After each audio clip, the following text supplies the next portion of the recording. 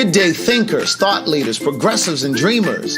I'm Craig the Writer Stewart, and this is So Much to Say YouTube TV. These are my thoughts in my voice on black shit, white shit, gay shit, and everything in between. So Much to Say YouTube TV is the place that you come to learn and grow because we discuss socially relevant things mixed with a splash of humor. If you know you have tissue paper feelings, this probably isn't the channel for you. However, since you're here, I just need for you to do two things. Hit the like button.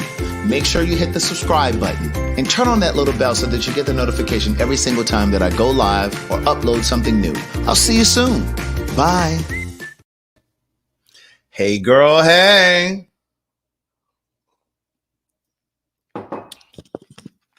Hey, boy. Hey. Y'all see my t-shirt? Move this over so y'all can see. Move my little Price is Right microphone. Karen, you got the right one today. T-shirt available over at CraigTheWriterStewart.com. All new merch. Move this light up, son. Hey, girl, hey. Hey, boy, hey. Hey, knees. Hey, knees. Hey, knees. Good day, thinkers, thought leaders, progressives, and dreamers. I'm Craig the Writer Stewart, and this how they lean down on the microphone on Price is Right. Niece, we can hear you. Stand up. Good day, thinkers, thought leaders, progressives, and dreamers. I'm Craig the Writer Stewart, and this is the Facebook and YouTube live versions of So Much to Say. These are my thoughts in my voice on black shit, white shit, gay shit, and everything in between. Now, niece, today was a very lazy day. Today was a very, very lazy day for me today. I've been laying around this house. I ain't brushed my hair. I just brushed my teeth at like 3 o'clock. Don't be judging me. Don't be judging me.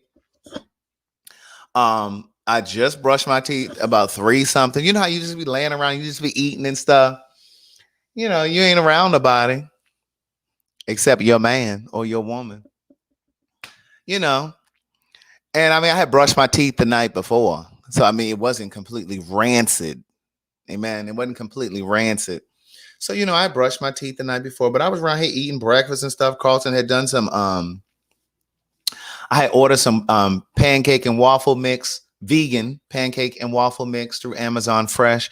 And so, you know, he had smashed up a banana and mixed the banana in there and put some other little accoutrement in it, probably some ground cinnamon and some nutmeg and, you know, almond milk or something, and mixed it up. And it was so good. My girl, Tara, she had sent me a waffle iron. So we put it to use again today. We've used it several times. And,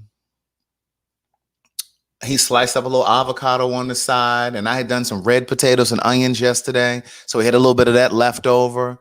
You know what I'm saying? So, hey, girl, hey. So it was good. And then, we had a little Prosecco, a little champagne, a little bubbly. And we put a little bit of Saint Germain, a little instead of orange juice, instead of a mimosa, we used the champagne and we put a little bit of Saint Germain in it. Nice.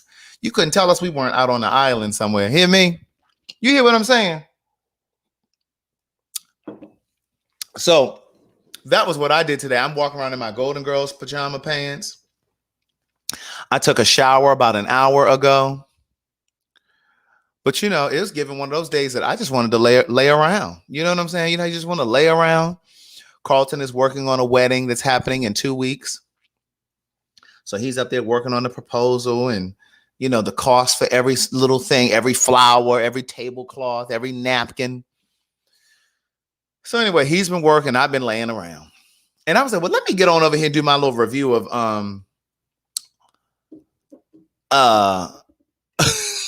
Kimberly said Craig is so fancy. I was like, let me get over here and do my review of Black Love. Because I watched it yesterday. but I watched it again today because I like to brush up on my notes. I want to make sure that I'm speaking from a place of knowing what I'm talking about. So I wanted to talk about it again. Again, I don't really know the couples by name. So this time what I decided to do was just like write down my little takeaways. These are my little notes right here. See, y'all think normally I do come on here and just talk from the dome. But today I have some notes because I wanted to make sure I remembered everything that I wanted to say.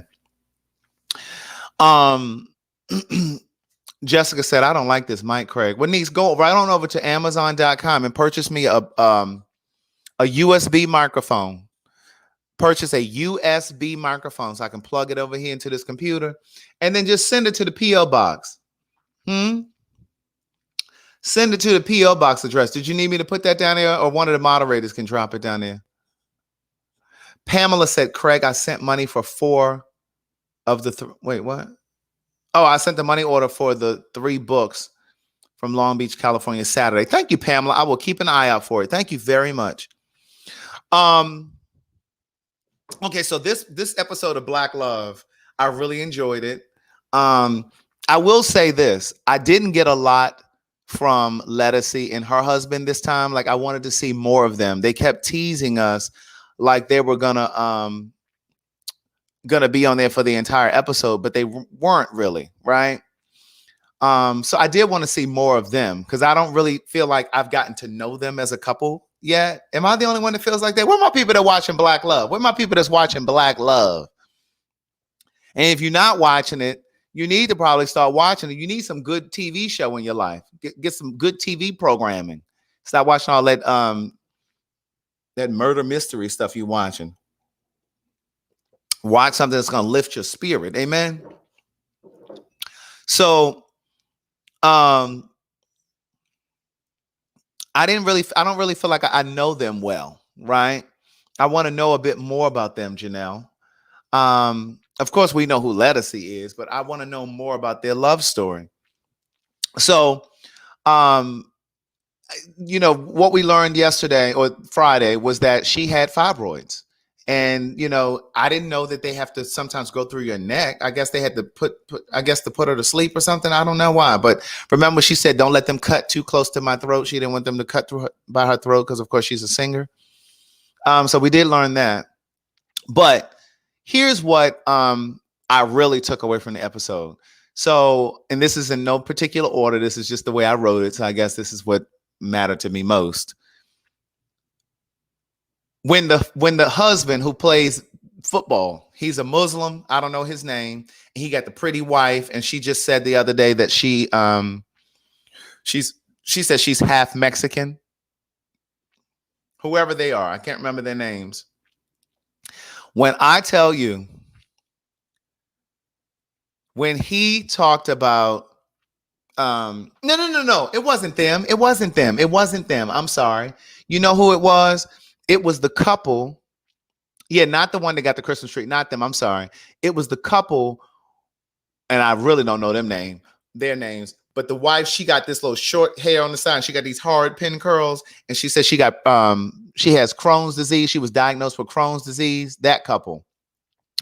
And remember when they were talking about religion when they first got together, and they were talking about getting married and all of that other stuff. They, of course, were very, very clear that they both practice 2 different religions. He's a spiritual person, but he wasn't religious. She grew up in the church, and so she very much so is, how do I say this? She's very much so indoctrinated. So she believes in the rules that church folks set for people. In the tradition, she believes in tradition and rules, and the Bible says this, and if it's in the Bible, like she's one of those people where he has more of a connection with God. And I related to that. I connected to that because I like to believe that she's steeped in the church, baby. She's steeped in the word and all of the foolishness that comes with it. And I connected with that story because I'm like the husband in that I I'm very spiritual. Like you guys know, I pray every single day. I get down on my knees at night before I go to bed and I pray. I pray throughout the day. Like I'm driving around in the car sometimes and I'm just praying. I'm just saying, thank you, God, for this, that, and the third. You guys know I'm keeping my little grateful box, my little grateful journal, so that I can look at it on January 1st, 2022. Look back at this year and see all of the things that I'm grateful for. So like throughout the day, I'm just saying, God, thank you for this and thank you for that, So I have a connection with God, and I speak to God on a consistent basis. But all of that stuff with the church, and this is no offense to anybody watching. If that's what you do, then you do that. But in terms of believing everything that's taught in church, because some of that stuff is wrapped in tradition, and it's been passed down generationally. Somebody's grandmother taught them, and then her grandmother taught her, and her grandmother's grandmother taught her. And if you go far enough back to the beginning of that line, at the beginning of that line is somebody white, somebody who's white, who was a slave owner, who gave your ancestors that information about religion, about the Bible. So I just don't connect to all of that. There was a time that I did, and I questioned a lot of stuff, but like her husband said to her on the episode, there are a lot of things that just don't make sense. And because they're in a relationship together, her eyes have been open, and she still goes to church and does all of that, but she understands what he's saying. Like, well, yeah, you're right. Certain things don't make sense in the Bible, just from a practical standpoint. And then just from a standpoint of, let's just presuppose we did believe everything in the Bible, even though we know it's been rewritten and all these other things. And it's been, reimagined and reinterpreted. But let's just say everything in the Bible was true. A lot of the stuff that's in the Bible it's not even applicable to what's happening in today's world, right? Like, for example, someone who had leprosy was stoned to death. If they were found in public, they were stoned to death. That was acceptable. That's not something we would do today. That would be like stoning to death somebody who has cancer or somebody who has HIV or coronavirus, for that matter. Like, that's not what we do. So when they had that breakthrough, it was so it was magical to me, because remember, the pastor even told him, well, listen, I can't marry y'all unless we have a conversation. But again, there's that control factor. Like, so you're not going to marry this couple because you can't proselytize him. When I say proselytize, for those who may not know, you're trying to change the way someone thinks or how they see the world, believe in God, or try to change somebody's belief system. So it was just interesting to see that. But then the wife said, this is one of the reasons why I love him, is because he is firm in who he is and what he believes. Like, he's not just gonna bend. He's not just gonna acquiesce. So that was interesting. And the way, and to use his word, he said religion has been grandfathered in. I love the way that he said that, because again, it just speaks to how it's just been passed down. And I've said this so many times here. Some of you, or some of us, let me say some of us believe certain things that we believed about religion because that's what was given to us. It was grandfathered. So whoever taught you religion, this is the way I write about it in Book of Jewels, because there's a chapter in Book of Jewels called Faith versus Religion. And interestingly enough, this episode was called Faith and Fear, I think it was. But you pretty much pick up the whatever religion was handed to you by whoever taught you religion, whether it was your parents. For me, it was my grandmother. That's where I learned religion. So I told you guys before, there was a time that I thought that you couldn't watch TV. I couldn't watch TV after I said my prayers, because that's what my grandmother told me. Well, you can't watch TV after you said your prayers. That's like going to the movies. Okay, so what about it? I still don't. Or you can't I'm smiling at Powerful. She saw my pictures yesterday and I had nice feet. or she'll say, or my grandmother used to say, well, you can't be singing or listening to the radio after you've said your prayers. Well, why not? I don't understand. Some of that stuff doesn't even make sense, right? So anyway, the other thing that I pulled from the episode was root was connected to fear. And I just thought it was so interesting. There's a woman on there who kind of gives me Patti LaBelle. In fact, Carlton brought it to my attention. He said, she reminds me of Patti LaBelle. I don't know their names either. She has like a bob that comes down to right here. And she got she got like a Chinese bang. She kind of gives you Patti LaBelle. Y'all know who I'm talking about? I don't know her name. And her husband is the one who said she tried in 10 years, they've never slept apart. She tried to sleep. He said Ann Nesby-esque. I can kind of see that too. I can kind of see Ann Nesby too. But he said she tried to sleep on the couch one night and then he went and slept on the floor. Oh, is that the names? Erica and Alfonso? Okay, that might be their names.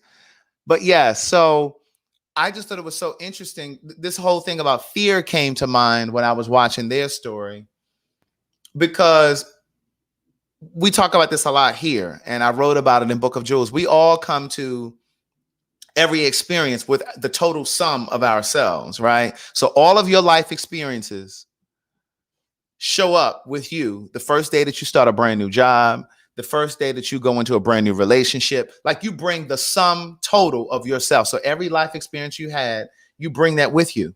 And no one knows the traumas that you've experienced. And so in this case, we're talking about relationships.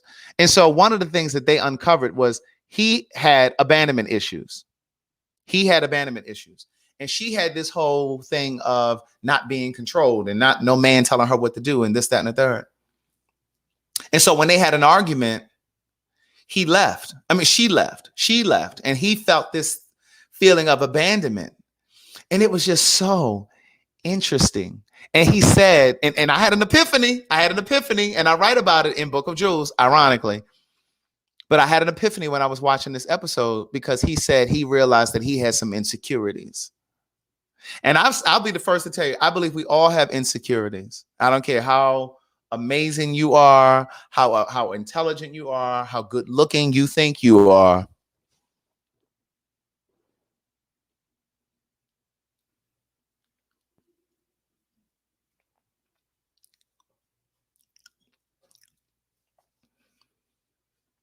I don't care how attractive you think you are.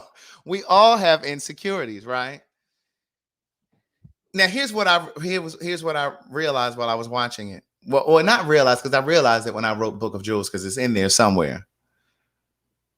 And I don't know, it's either in the Love and Fear. I think it's in the Love and Fear chapter where I talk about my insecurities. And the insecurities that I've had were, I had a tendency to feel insecure when I was in a relationship with somebody, or when I was dating someone, when I was starting to get close. I've gotten rid of it now. I got rid of that before I met Carlton. Remember, Book of Jewels came up before Carlton. So I got a hold of that. This is why it's important to take time to be by yourself, to really figure out what your shit is. And so for me, you know how when you meet somebody and they're all excited about you and they think you're this and they think you're attractive and, you know, they all giddy to see you. My insecurity was always, the longer we know each other, the longer the more they get comfortable with me, the more they get familiar with me, will they still feel that fuzzy feeling about me? Will they still think that about me or whatever? And so I was always nervous about that. And so when somebody, I think it was the same guy, Alfonso, who said something about his insecurities, his insecurity in the relationship was that when she no longer said to him, "Oh my God, I love the way that you make me feel," or if she wasn't doting over him, when she wasn't doting over him, he didn't feel valued. And so for me, I used to feel like that as well. I used to feel like, if you weren't still telling me that you really love being around me, I don't need all of the compliments and stuff like that. But if you weren't telling me like, "Oh my God, I really love you," or "I love hanging out with you," and you know, once that newness wears off, I sometimes started to worry that we weren't as connected anymore. Yeah, when you don't feel seen, like the person is no longer seeing you. And so, but I had to work on that. I had to get over that. And the way that I got over that was I reminded myself that, Craig, you know how like your friends, they love being around you? Like my friends. And they be like, oh my God, I just love being around. You know what I mean? And I had to teach myself that the same way that my friends love being around me and wanting to be in my company, you want to be with someone who feels that same way, where you don't have to have this constant reassurance for them. You just know that just being who you are is enough. And that was what I had to work through. And so that was really interesting to me. And so what I wrote on here in my little notes was, fear will give us every reason to leave a relationship because that wall is built from fear. Like that wall, that emotional wall that we build, that's built from fear. Every brick is made of fear, insecurity, heartbreak. You know what I'm saying? Like all of that stuff is built in that wall. And so, and a lot of it has to do with our past trauma, like experiences that we've had in relationships or in dating. It may not even be personal to us. It may have been things that we've witnessed. Have you ever seen a friend go through something really, really traumatic? Like she may have been in a relationship with a guy who got her to co-sign for a car and he fucked up her credit, or a man who was involved with a woman and she made him believe that she was really into him, but then she just drained him dry and took it. So, and you hear these stories and you witness these stories, and nobody wants to be that story. And so even though it didn't happen to you personally, you've experienced it because you've seen it.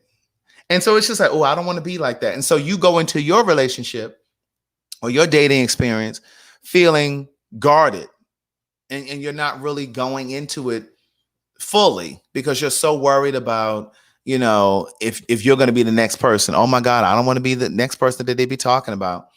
And so like every single time one of their triggers came up, they talked about leaving. Like the other couple. Now I'm going to say this. I ain't being shady, but this is Pride Month. So I'm just going to say this. There's another couple, and I don't know their names, but they're both fair skinned. And he just got on a pair of shorts and a t-shirt. And I said to Carlton, I said, it's almost like he just showed up.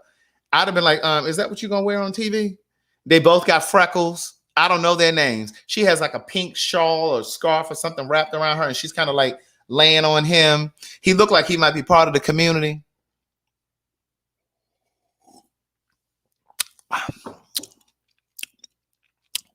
Y'all know what I'm talking about?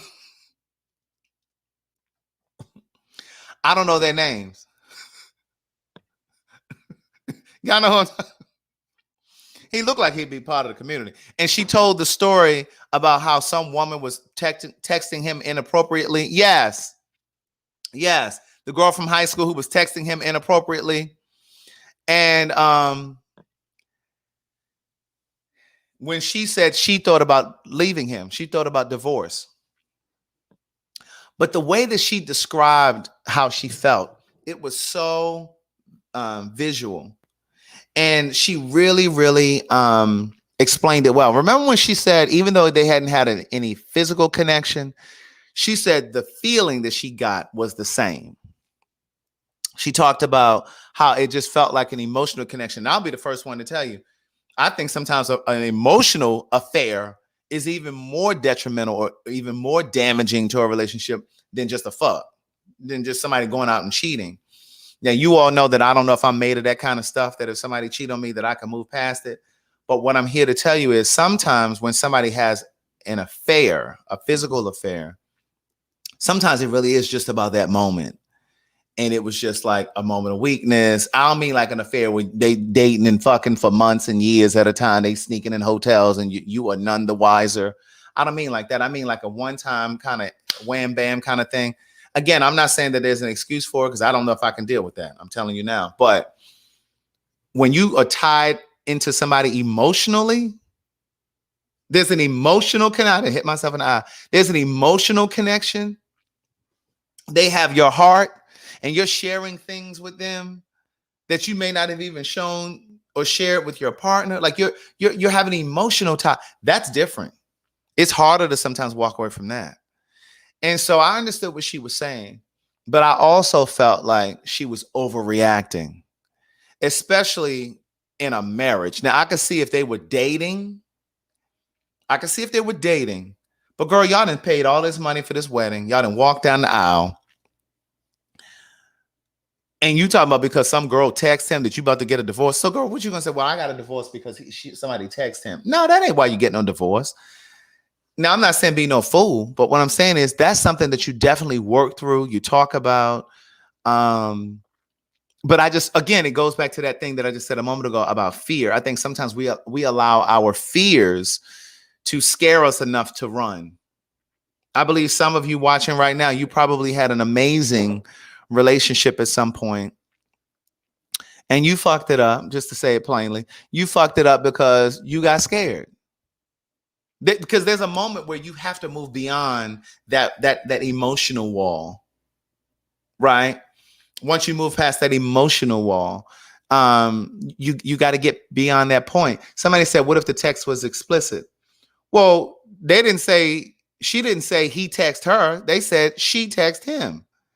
Now, if he had texted her and it was something explicit, I still don't think that that's grounds for divorce. Now, grounds to maybe not trust you, to shatter your trust, absolutely. But I don't think that's, listen, if you run from something so small as that, you'll run every day for the rest of your life. She had his number because they were childhood friends. They had been friends for years. And, so you gotta know when to run. Like, you guys know I watch Married at First Sight Australia. For those that you for those of you that watch Married at First Sight Australia, I'm talking about the guy Mike and the girl. I can't think of her name. She got the blonde hair and it's like crinkly. She runs at every single thing. Like every single time something comes up, she's ready to run. And like you can't build on something like that. Like you can't. It's impossible to build on broken. If a person comes in broken, they said, okay. So here's the story. They were saying that they were texting back and forth. But what she described was that the young lady was texting something inappropriate. She was complimenting him and saying all these other things. She never said that his texts were inappropriate. She just said that they were texting back and forth because they had known each other from childhood or high school or whenever. But the girl was just getting a little too familiar for her. But what I'm saying is, yes, that's a teachable moment, but that's not grounds for divorce. That's not grounds for divorce. That, in my opinion, that's just like right now. If somebody is texting Carlton, I'm going to chew some ass up. Now, I'm going to chew somebody's ass up. Now, I don't know whose ass I'm going to start with first, but I'm definitely going to chew up his ass. But the thing is, it's not grounds for divorce. And I think sometimes we, again, we're so triggered. We're so easily triggered by our own fears and our past experiences and the things that we've witnessed, that we sometimes want to run as a precautionary measure so that we don't get hurt. I talk about this in Book of Jewels. It's like sometimes we run because we're trying to predict heartache. We're trying to cut heartache off at the pass. You know what I'm saying? It's like, well, maybe if I can just get out of this before it happens. You can't outrun love. You cannot. If you really want to have a connection with somebody, you have to move past that point where you're completely fearful. No, David said, I disagree because that might have led to more. I'm not saying that it couldn't have led to more. I'm saying she should have nipped the shit in the bud. What I disagree with is her talking about she's getting a divorce. She was saying, oh, I'm getting a divorce. I'm not saying she should have continued letting them text. Hell no, I'm not saying that. But what I'm saying is talking about divorce because somebody was texting him. Girl, no, that's not a reason to divorce. That's not. Now, if they had been carrying on some sort of an affair and he was paying some of her bills, then okay, maybe. Yeah, divorce his ass. But all this other stuff, like you can't be talking about divorce because somebody sends him an inappropriate text. Leah says, right, no grounds for divorce, not grounds for divorce, but definitely grounds to clarify some boundaries. Absolutely. And ask some questions about the intended purpose of the interactions. And then you block her ass. Okay, I'm gonna need you to block her or you change your phone number. We either gonna block her or you change your phone number. You can choose from those two things. You definitely gotta establish some boundaries. But it set him right though. And but no, I'm not. No, when you reestablish the boundaries to set them right, you don't tell somebody, you don't threaten divorce because you think you're going to keep somebody in check with that, because after a while that shit ain't going to work. So no, that's not how you try to set somebody straight. What you need to do is reestablish boundaries, tell him how you felt, and tell him why it was inappropriate, if you need to explain it to that point. But I wouldn't necessarily talk about every time there's a disagreement, you talk about well, we're gonna go ahead and get a divorce. Because if you threaten that all the time, eventually a person starts to divest. They start to pull all of their emotion and all of their feelings out of the relationship. They start to pull back from you. And that's not the way that you do it. That's just not the way that you do it. Now, David, I don't know if you single or not. David said boundaries. Motherfucker, we married now. So anyway, I thought that was a really good teachable moment. But then they've already started teasing the next week's episode with Tabitha and her husband. And she said in the little sizzle, she said, people always say, oh my God, y'all relationship goals. And she said, but what people don't understand is what we had to get through to get to this. And see, that's the part that people think is always so easy. People, and I was guilty of this. I was one of those people that felt like, well, like when I saw people who had been in relationships for 5 years, 10 years, 15 years, I always felt like they managed to get to 5 years, 10 years, or 15 years because the relationship was damn near perfect. But what I've learned since is they got to 5, 10, 15, 20 years because they've learned the art of communicating and having those difficult conversations, which was another subject that they talked about on this episode of Black Love. They talked about how you really know you're on the right track when you and your partner can have really, really hard conversations, even the conversations that you know will hurt your partner, not intentionally, but it will hurt them to hear it, right? And so, for example, like I've shared this before, Carlton and I shared this before, when we first started going out, and this is one of those things that we did because, you know, the LGBTQ community is really small, the Black gay community. Yes, the art of relationship, the art of communication, the art of relationshiping. Yes, for sure. But one of the things that we did when we first started going out was I said to him, I said, well, listen, I just feel like, you know, the community is so small. And, you know, we get together with friends all the time. We might go to somebody's house and they have people over, or, you know, we've had people over and somebody might bring somebody. And that's one of the things that I had to nip in the bud. I told him, I said, let me explain something to you. You can do what you want while this is your house alone. But once we live together, at some point when we live together, I'm just not one of those people that if I invite you to something at my house, I'm not okay with you bringing somebody along with you if you haven't cleared it with me. One, I believe in energy, and I don't need all kinds of energy coming into where I have to live. Secondly, I believe in safety. I know some of y'all still. And so, you know, I can't have everybody just knowing where I live and you coming in and out. And then, you know, we ain't in town and then you come back and you rob the place or had a place robbed later. So I just believe in energy.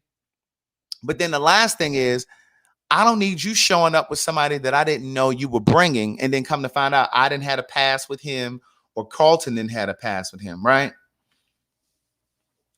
So when we first started going out, I remember we were going to a party. And I remember saying to Carlton, well, listen, if we ever go out and we're in the company of someone that we've messed around with, you and I need to have a little debrief to decide, because I don't need nobody in the space to know something that I don't know. I don't need somebody coming up to me telling me, yeah, you know, I used to sleep with him, or, you know, he and I used to date. No, I don't need to know all that. So I need to be able to have you and I need to be able to have a conversation. So I'll know, oh yeah, me and that guy over there in the blue shirt, we used to date or we used to mess around, or what. Like, let me know. I don't need to be the last one in the room. So once upon a time, we went to a party and there were people there that we both had dated previously. Because again, the community is small. Not that we fast, but the community is small. And so I started off and I was like, well, you see that guy right there? I used to fuck him, and, you know. So this goes back to what they were saying on the show last night. Sometimes you have to be able to have conversation that may that may hurt your partner to hear it. And he ended up telling me about somebody that he messed around with that was at the party. And that shit sent me. I was not okay with it. I wasn't, it was really an ego thing. It was my own ego, and I had to get myself in check. But ironically, the person that he had a history with was someone who had tried me. But see, I had faded him, but he and Carlton ended up. And so I was just like, you let that nigga, like you and that nigga, you know what I mean? It was just like, you let that nigga. So it was my own ego, right? So I had to move past that. But in the conversation last night on Black Love, the guy who's Muslim and the wife who's half Mexican, who grew up Catholic, they had a conversation, and he said to his wife, he said, you know, there are women who try to talk to me every single day. You know what I'm saying? And that's an honest conversation. And I think a lot of times in our relationships, we want to be so perfect. We think that just because we're in a relationship now, that all of a sudden no one else is going to find you attractive. You're not going to find anybody else attractive. That doesn't happen. I still see people that I find attractive. Carlton and I don't sit around talking about, oh, that guy right there, he fine. I'm not saying that the day may not come, but as of now, we don't sit and talk about, oh, he's fine. Now, we've watched TV and he's talked about somebody on TV. He's like, oh, he's so nice looking. Or, like, he thinks Lenny Kravitz is so sexy. I don't get it, but he thinks Lenny Kravitz is so sexy, right? But here's the thing. Yes, I was so pissed off that I went into another room. Sure did. But I've said this before. Relationships come with a lot of responsibility. And love is for everyone. Relationships are for the mature. Love is for everyone, but relationships are for the mature. Because the reality is this. It takes discipline to be monogamous, especially if monogamy doesn't come natural to you. I'm a naturally monogamous person, but everybody's not naturally monogamous. I think some people are, and I believe some people are not. And I think that if you are not, it takes discipline to be faithful, to want to be faithful to a person. And so when he described his conversation with his father, and he said, I'm talking about the guy on Black Love, when he had described the conversation with his father, and he said, well, Dad, how do you stay faithful? He said, it's not about me. It's not about your mama. It's about my relationship and my promise to God. You know, but here's the thing that I thought about when I was watching it as well.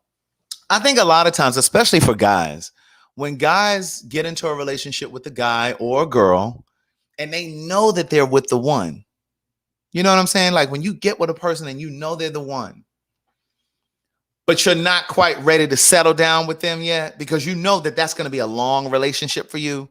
Sometimes people act up because they still want to be able to play around. They want you there, but they want to be able to play around first. They still want to sow their oats, if you will. They still don't want to have they don't want to have the responsibility of the relationship right now. They want to be able to jump on the plane, hang out with their friends in another city. They want to be able to come in at all hours of the night.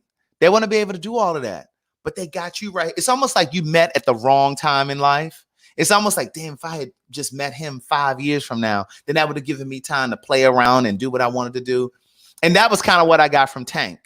Yes, that was kind of what I got from Tank. They didn't say it in that exact kind of way, but it was almost like he wanted to still be able to play around. He wanted to have her in reserve so that when he was ready, she would be there. But he still wanted to be able to play and then come back for the responsibility. But that's just not how it happens. That's not how it happens. And I think a lot of people take that mentality and they just feel like, well, love will just be there when I'm ready for it. But that's not how it always happens. You know, you'll have a great opportunity for something. And then when you finally ready, because love doesn't wait for us to get our lives in order. Love does not wait for anyone to get their life in order. So for those of you that are saying, well, you know, when I finish school, I'm going to focus on a relationship because I'm focused on school. No, if love shows up, then you need to go ahead and take the opportunity. Love doesn't set its schedule based on you. It doesn't. And so I think a lot of times people will say, well, no, I'm just going to wait till later or whatever. And then later come, and you sitting around single and you wonder why the fuck you single. Because you thought you could just pick and choose when you were. And that's not how it works. That's not how it works. And and then you look back and you're like, damn, that's the one that got away because I wasn't ready. And, I just wanted to kind of play a little bit, but no, you have to you have to seize the moment. You have to seize the moment. But I will say this again. One of the things that I got from that episode last night too was, and I've said this in Book of Jewels, I've said it on here. Love is the place that we go to learn and grow. And if you're not willing to learn or grow, the relationship really isn't where you need to be. When they started talking about holidays, I'm back on the woman who was part Mexican who grew up Catholic and the guy who's Muslim. He was okay with their kids practicing certain things, certain traditions, and that they do in the Muslim faith, but he wasn't okay with their son practicing certain Catholic beliefs, if you will, or traditions, like celebrating Christmas, getting a tree, and I just really believe that, like, if Carlton and I actually have kids, like, we talk about whether or not we want our kids to be plant-based, no meat. And then if they decide to eat meat at some point in their life, then they can do that. But we would show them what we've learned about food, but they would get to learn that later. And I feel the same way about religion. Like, Carlton was going to church quite a bit before we met. But then the whole pandemic happened and whatever. But Carlton is more of an organized religion kind of person. I'm not for all of that, because I'm just not for all of the stuff that comes with church, the people, the egos, the control. The Bible says this, and the condemning of this group of people or that group of people. Like, I'm just not for all of that. I'm not for the structure of religion. People telling you, a body of people telling you what you can and can't do, and they ain't even living up to the shit they telling you you're supposed to be doing. But I feel the same way about religion. I feel like I would definitely introduce my child or our kids to prayer. And I would talk about God consistently and that kind of thing. But I don't know if I would really push them to any particular religion, because I don't believe that there's one way.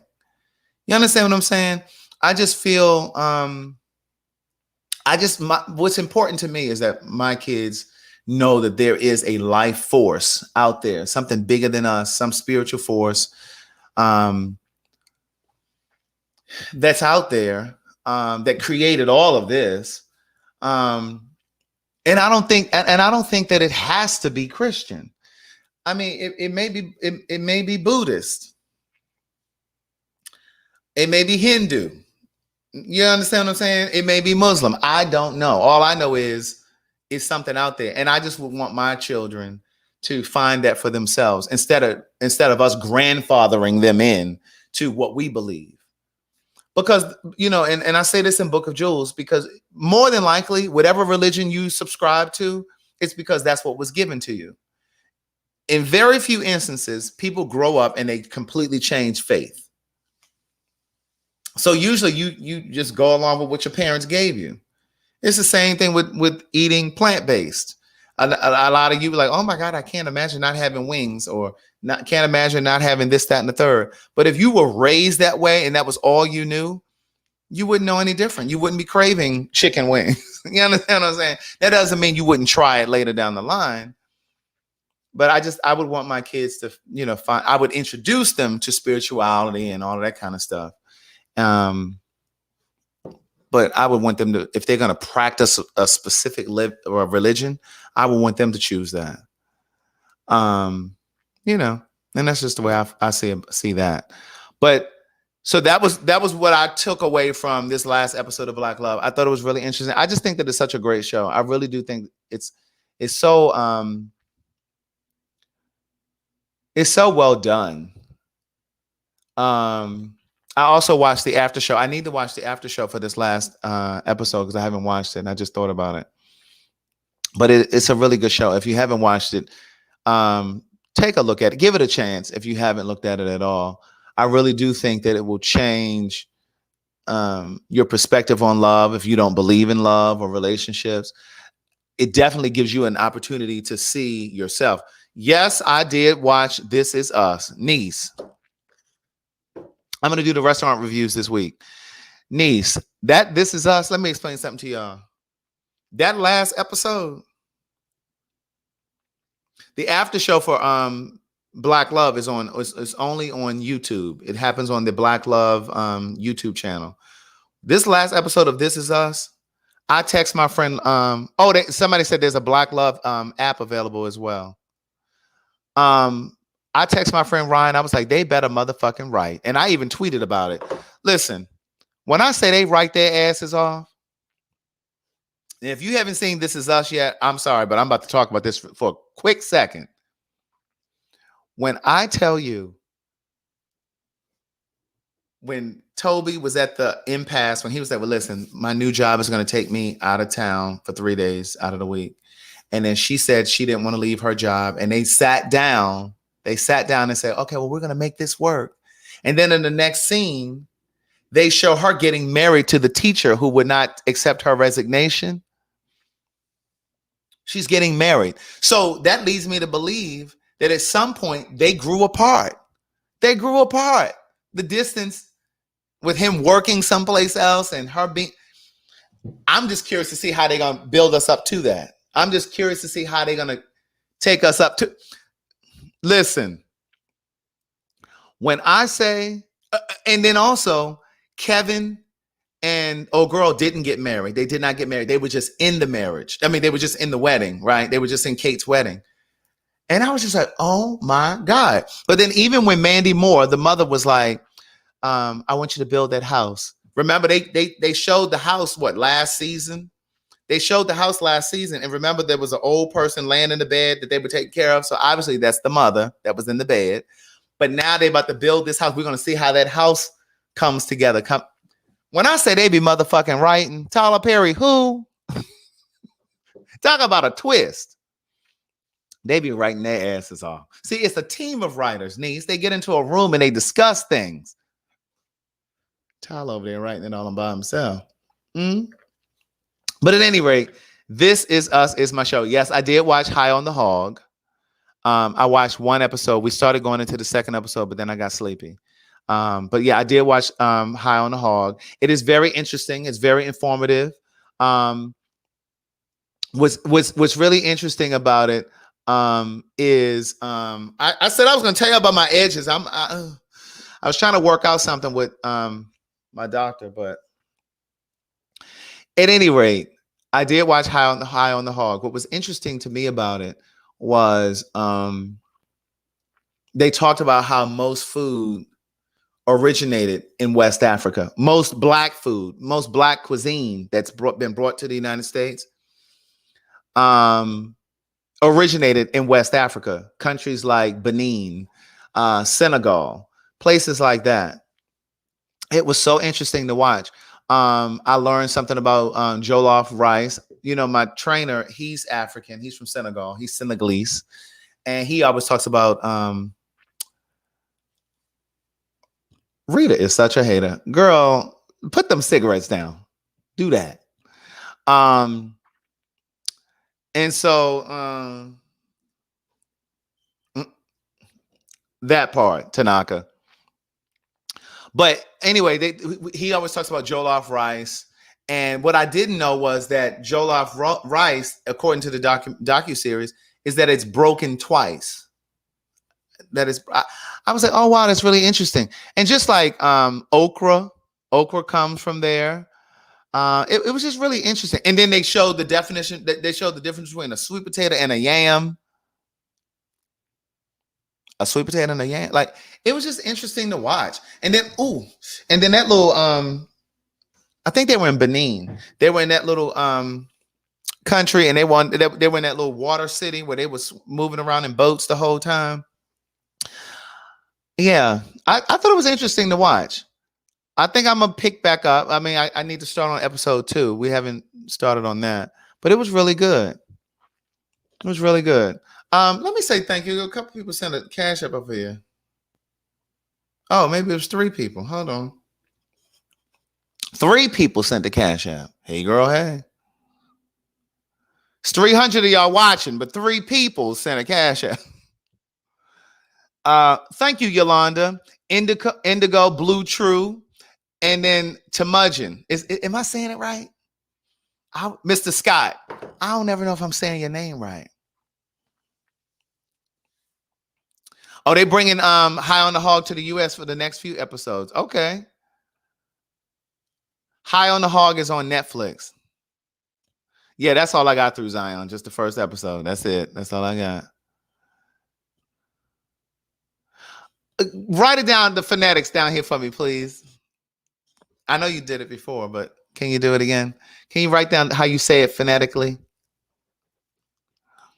But yeah, so that was my day today. Oh my God, I forgot about The Chi. No, I have not been watching The Chi. I haven't been watching The Chi. I was watching the first 2 seasons and y'all weren't watching it. Y'all weren't interested in seeing it. Thank you, Powerful. Powerful sent something through to the Cash App. Hey, girl, hey. Is it Temujin? Is that Temujin? Oh yeah, we will be watching Pose tonight. Look at him trying to tell you how to say your name. Is it wait. Temujin. Am I saying that right? Temujin. I guess he typing. I've never seen Legendary. Is that how you say your name? Hi, Rhonda Montgomery. Now he didn't put an extra syllable. Temujin. Temujin? Is that it? Wait, old girl is on there too. Candy is on there. Isn't Tabitha on there too? Thank you very much, Stacy. Oh, Joy. Well, listen, you definitely have all my prayers and all my thoughts and all my well wishes.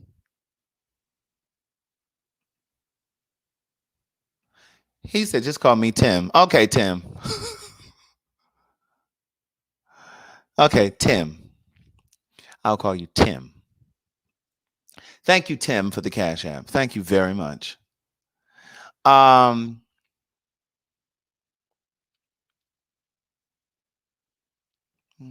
Derek J and I will be filming on Tuesday. I'm looking forward to it. It's going to be a very, very long day. Thank you to my girl, Barbara Hyman. She sent a Cash App to the Gay Like Me Conversation Cash App today. And she sent one to me as well. Thank you for both of those, Barbara Hyman. I appreciate that.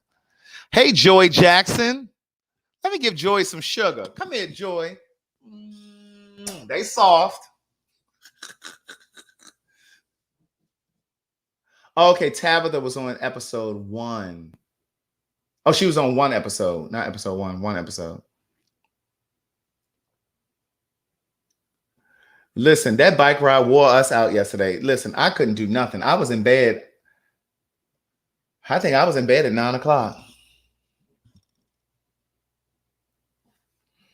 I was in bed by 9. So Derek picked up everything, the furniture and stuff that we need for the set. You know, the carpet, the chairs, the table.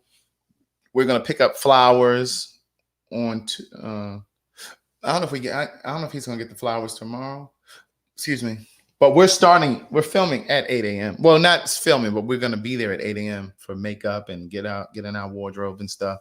Carlton is going to cut my hair tomorrow night because I was trying to go to the barbershop yesterday, but my barber was out of town. So Carlton is going to cut my hair for the first time. So if you see me on these, listen, we trying to shop this to TV. So if you see me, if it makes it to the air and you see me looking jacked up, just know that Carlton did it, okay? But I'll mess around and put a hat on if he mess it up.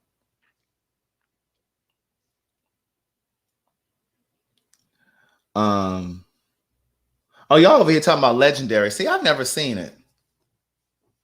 But yeah, so we're getting everything. We got the catering set up.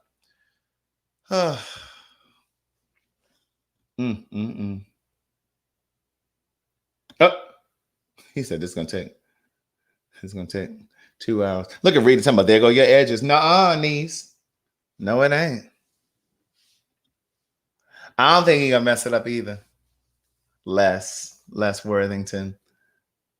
Yes, those of you that are on Patreon, yes, I will give you some behind the scenes of us filming. So tomorrow we load in, so we have to take all of the furniture and stuff like that. We set the lights and so I'll definitely give you guys Patreon tomorrow, and then I'll give you some Patreon from Tuesday when we actually film some behind the scenes stuff. Thank you very much. She said, good luck with the taping. We're doing 4 different looks because we're filming 4 episodes on Tuesday. So I'm gonna have 4 different looks because it's 4 different episodes. I need to figure out what we're gonna have for dinner. I'm hungry, but we ordered groceries, Amazon Fresh delivered today. Yes, we will be changing clothes. So tomorrow I'm taking in all of my clothes tomorrow so that everything will be there tomorrow. The makeup artist is coming tomorrow. Tomorrow is the load-in day. So the makeup artist is coming. She's gonna have all her makeup and stuff there so that when she comes on Tuesday, somebody can just sit in the chair and get the makeup done. And then we're loading in the set. We're loading in our clothes, our wardrobe. What's your question? Life is TM. Hey, Nan. I know you were trying to get my husband over there to cut your hair tonight.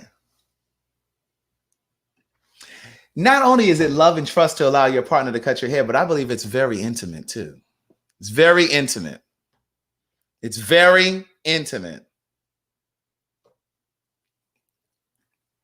So we're going to be filmed. Well, we're going to start at 8:00, but we're going to tape from 9 to 6 p.m. But remember, we have to give the crew a break. So that's why we had to hire a caterer to bring in food so that they don't have to leave. But we have to, we have to feed them. So we're going to be filming each episode for like an hour. So each episode will be an hour to leave room for edits and stuff like that. And then if it's an hour TV show, each episode needs to be 42 minutes because then it's 24 minutes of commercial. So we're going to have 42 minutes of actual episode. Oh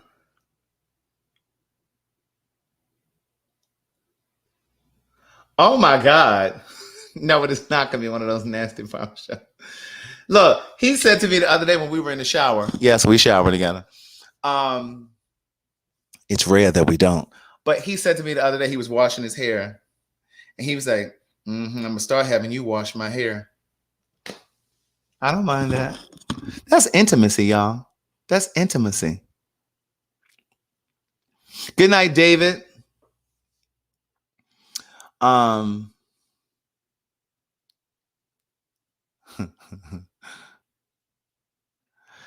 Ronald, I really don't feel like I need no makeup. I just need somebody to get the shine off because I tend to get oily like right around here, like in my T-zone and my forehead.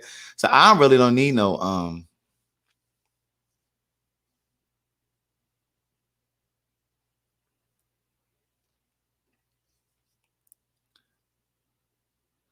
Temujin? Is it Temujin? Is it Temujin?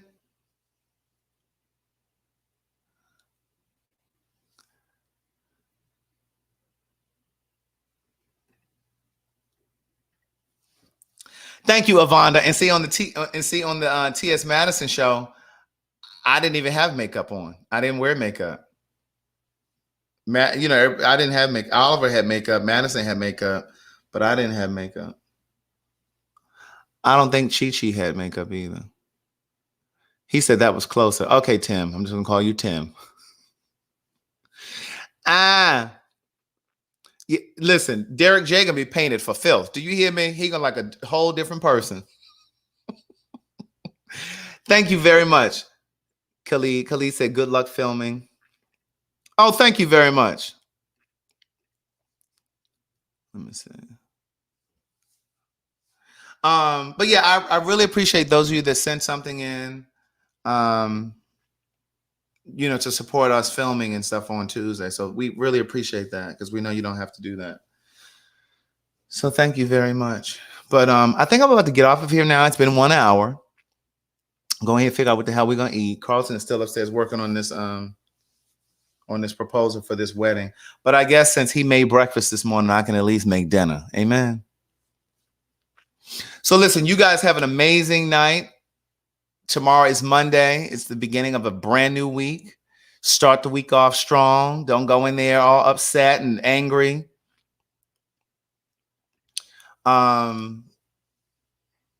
If you're not happy about your job, then go ahead and change it.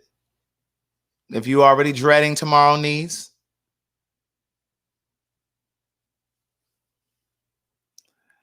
then that's a sign that you need to go ahead and change careers.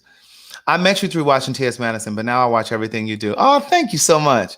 From YouTube, Facebook, IG, Patreon, etc. Just your words and intelligence has me hooked. Do you think you've outgrown them? Oh, that's a really good question. I don't think. Oh shit! I hit my shin on the thing under here. That's a really good question. I don't think I've outgrown them. I think I've outgrown some of the things that we've done.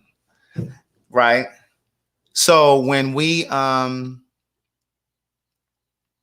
when Madison and I made the decision to stop doing the Queen's Supreme Court, remember we started doing it virtually because of COVID. But then she and I kind of got tired of doing it virtually even. But even before we had stopped doing it virtually, I was tired of doing the show. I was ready for us to evolve to something else. Those of you that have been watching her and me consistently know that I've been saying to her for the longest time that I really do think that we should move in the direction of doing her life story, like a documentary. Because I really I want stuff that you guys are going to really, really enjoy, but stuff that you're also going to learn from as well, right? And I just really feel like I'm really in that space now in my life. And I'm even more confident now as a creator. Like I had this kind of confidence when I first moved to Atlanta, like when I was 22 or 3. But then I kind of lost some of that confidence. And I talk about it in Words Never Spoken, the first book. And I talk about it again in Book of Jewels. Like I started to become afraid of taking risks, like professional risks, because I started to doubt myself. Because like once you get knocked down a few times, you start to be a bit more apprehensive about taking chances and taking risks, right? And so I kind of got comfortable and got complacent, and I would take a day job, and and I was just like, well, maybe I wasn't supposed to be an artist. Maybe I wasn't supposed to be a writer. But working with her kind of restored that, you know what I'm saying? Because I saw what we were able to do together. Now, there are certain things that I definitely want us to do again. Like I definitely want us to take the Queen's Supreme Court on the road. Like I just texted her the other day. I said, girl, listen, when the fall comes, we got to take the show back on the road. Because I think at that time, COVID will be even more cleared up and people will be really ready to come out and do stuff. But then I just felt like I wanted to do, like right now in this space that I'm in now, I want to do more enlightening kind of work, stuff that's really, really interesting, but it's teachable as well. My girl who asked that question, she said, I honestly think you have outgrown them. I appreciate that because I appreciate you seeing the growth. I appreciate you seeing my growth. But yeah, I just want to do things that that really capture a broader audience of people and not just be pigeonholed in the ratchet stuff. You know what I'm saying? Even though I think that I brought something to the Queen's Supreme Court too, because, and we were talking about this today on the live.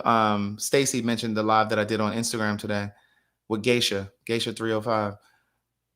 What I was able to bring to the Queen's Supreme Court was some of this stuff that I'm talking about, bringing attention to some of these issues like voter suppression, some of the Black Lives Matter stuff that was going on, unarmed Black people getting shot and killed. Because prior to me putting together the docket for the show, it was just shits and giggles and fun, and so I do appreciate being able to bring that to the show, and for her trusting me to do that kind of stuff, to kind of weave it into what she was already doing.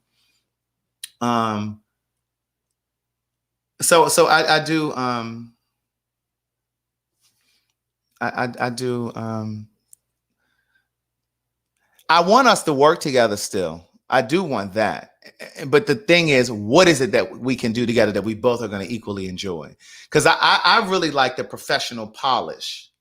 You know what I'm saying? Ivana says, Craig, with all due respect, you live and work in the real world, so your viewers will grow with you much. Yeah, you give us food for thought.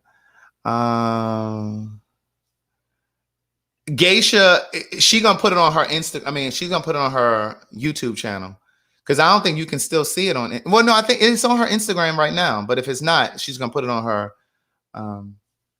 YouTube. Carlia says, I love Craig and Maddie, but I do think they are going in very different directions. They both. Yeah, like the question really is like, what can we do together? Like, I do enjoy doing, and you guys haven't seen it except for the episode that was on the TV show. I do enjoy doing the Loud, Live, and in Color show because it's a variety show, and there she gets to do her silly stuff, but then I get to do some of the more serious stuff because it's a variety show. So she and I host Spotlight together, so we can talk about some really important issues and make it interesting. And but then I also get to flex that little that funny bone with the Queen Supreme Court segment. You know what I mean? So it just depends.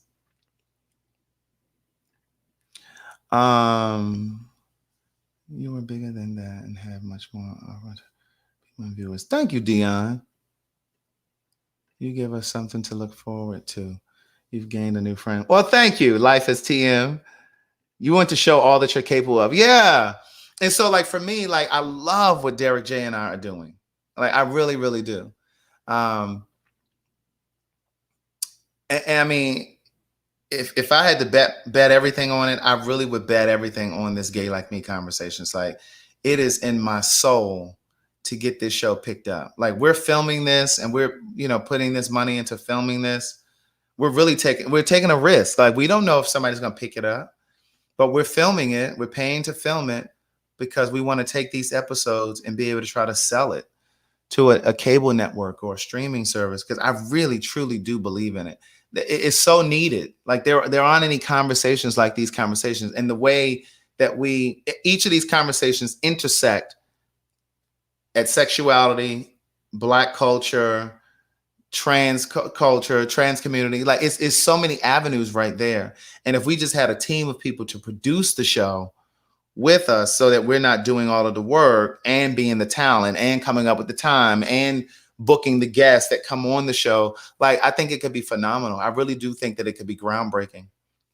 I have scripted projects on my like, when you talk about you want to watch The Chi, I have shit I want y'all to watch on TV too.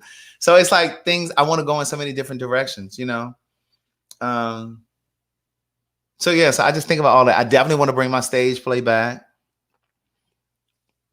I agree. It's cute to cut up sometimes, but we got to keep the conversation going on how we as people of color are still marginalized. Yes. Yeah. Oh, Amber talking about she's nervous about the Gay Like Me conversation. So Amber is going to be one of our people for the conversation on Tuesday. Niece, don't come on there with no bonnet, okay?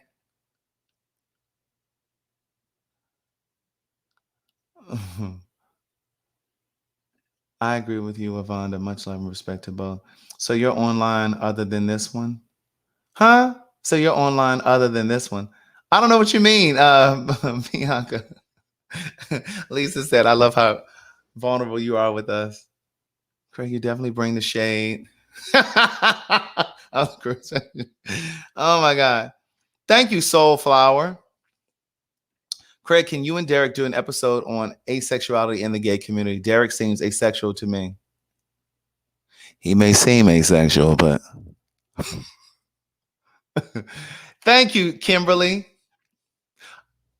Let me explain something to y'all real quick.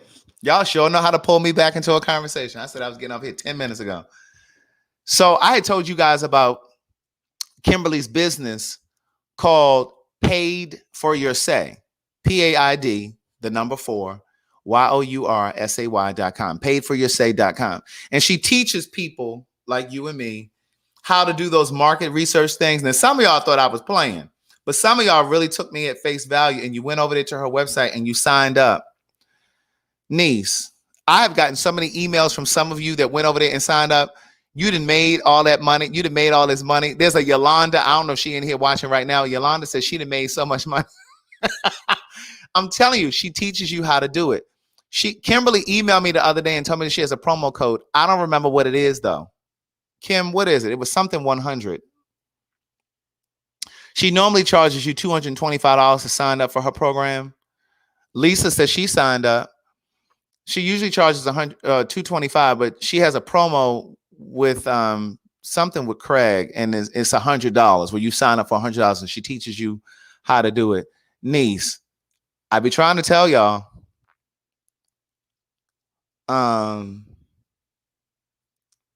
Okay, it's Craig 100. So if you go to her website, type your website down there, Kim. If you go to her website and use promo code Craig 100, you will get to sign up for $100. Her website is Paid for Your Say. Now I know some of y'all can't really spell that good, so that's why I'm asking. That's why I'm asking her to go ahead and type her website down there. It's a market research tutorial, if you will. You don't have to live in Georgia. No, you don't have to live in Georgia. But the point of me bringing it up was I just signed up for. She sent me one the other day. She sent me one. Here it is. Oh, I said the number 4. It's not the number 4. It's Paid, FORYOUR Say. Paidforyoursay.com and use promo code Craig100. CRAIG 100. But no, I just signed up for one the other day. You guys know I work out, right? And you know how I go running and stuff. Well, she forwarded me an email the other day and said it was a market research thing for people who run. Niece, they called me yesterday. Listen, I'm about to make my $150. And they only need, I think, 45 minutes of my time or something like that. And you do it virtually. They started doing a lot of these things virtually because of COVID. But even before COVID, they were kind of moving towards virtual. But some of the market research things, you do actually go into a building and stuff like that. But Niece, sometimes they be paying $100, $150, $600. I told y'all, Carlton and I did one for $600, and we paid off this vacation we about to do in July. It's extra money, Niece. And you don't have to live in Georgia. But at any rate, I think Kimberly said something about I'm gonna get a referral fee now because a bunch of y'all did go sign up. But hopefully y'all did make some money, because I definitely got emails from several of you saying, "Oh my God, I'm so glad I signed up." I posted in my Patreon as well. But some of you definitely emailed me and said, "Oh my God, I made that $100 back plus some." Like somebody emailed me and said she already made $1,100. Is it only for people in the U.S.? Now, that's a good question, Kim. Here's Carlia said, yep, I did one a few. Oh, she said I did one a few years ago and was paid $200. I'm telling you, it's a great way to make money. You don't even have to leave your house. But the thing is, she tells you the market research companies so you can get on their email list. But then she also teaches you how to answer the questions, because you have to answer the questions properly in order for them to select you. So now, listen. Now, Rita asking, is the GLM, is the Gay Like Me conversation going to be on YouTube? No, niece, we taping it for TV. Put them cigarettes down long enough and you'll know what's happening. How's she going to ask them? We just sat here and said that we spending money for these people to film it and we loading in sets and stuff. She think we doing all that for YouTube? Kimberly said it's a little more difficult outside of the country, but it is possible. I'm telling you, I only share with you. Les said, will she get a 1099? Probably not, because you're doing them with different market research people and they're paying you with a gift card. When I say a gift card, I mean like a Visa card. I don't mean like a gift card for Marshalls. I mean cash. So they paying you with a Visa card. So I don't think and you're working with different market research companies. It's not the same one. So they're paying you with a Visa gift card. Sometimes they will give you a check. But typically it's a Visa gift card. So you can use it to pay your power bill or use it to put gas in your car, pay your cell phone bill. You would use it just like you would use a debit card. But yeah, I'm telling you, it's the best things since sliced bread. But at any rate, I'm about to get off here now so I can figure out what we're going to eat. We're probably just going to do some little salmon burgers because I bought some vegan bread, buns, hamburger buns. So we'll probably just do like a salmon burger. And I got some asparagus and stuff in there, so we will figure that out, what we're going to do with it. So Kimberly says there are only a couple of companies that 1099 you, but that means you were doing a bunch of studies. I know which one's 1099. She can teach you all of that. I'm telling you. I've never gotten a 1099. I've made thousands of dollars off of it. Yes, he is brilliant with a lovely personality. I hope you're feeling the love, Craig. You are special. Oh, thank you, Soulflower. Paris says, where can you find her paid for your set? Now, didn't we just put the website up? Paris, it's paidforyoursay.com. That's it. Just type that in, paidforyoursay.com. And then you want to use promo code Craig100 so that you pay just $100 because it's normally $225. But I'm telling you, don't fret over that $100. Don't fret over that $100. You will make that money back so quick. I'm telling you, just pay attention to what she teaches you. And I'm telling you, you can do it. Trust me. There are a lot of people in here that signed up and they made their money. I'm telling you, this is not a gimmick. This is not a gimmick. These are real companies that need your opinion on their product. And so they're paying you for it. I remember doing one for, you had to have a business bank account.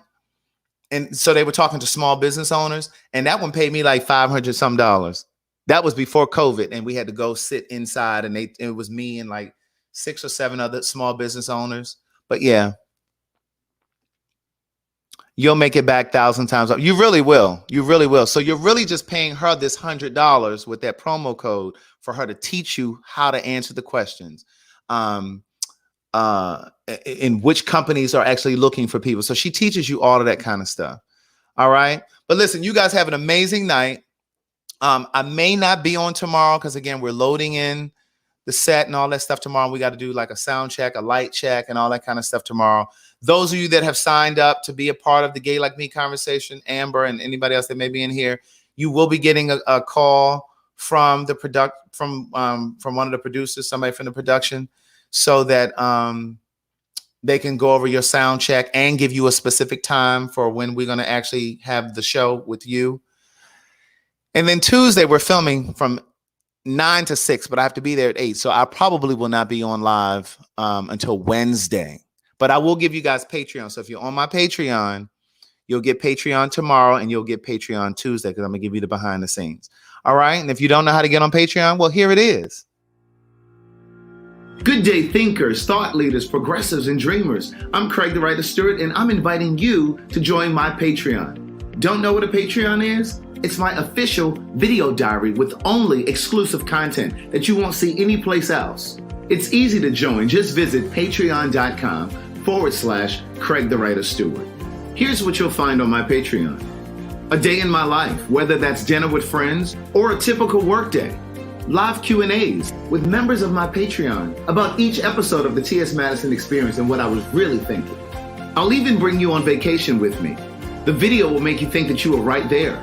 And last but not least, for all of my aspiring writers, I give you firsthand, one-on-one, personalized attention, answering all of your questions about publishing and self-publishing.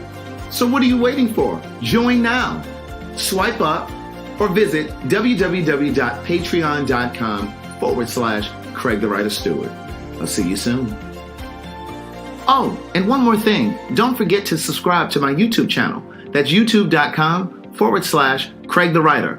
Do it now. What's up, people? I'm Craig the Writer Stewart, and I'm here with an important message. People, I wanted to put you on to the Goalie Gummies. What's up, people? I want to introduce you to the Goalie Gummies. One is the apple cider vinegar. The other is the ashwagandha. Both are vegan. One, the apple cider vinegar, are good for burning belly fat, curbing your appetite, and the ashwagandha for concentration and getting a peaceful night's sleep. And if you are a female, they're good for ashwagandha, are really good for fertility. I'm coming up on my 45th birthday.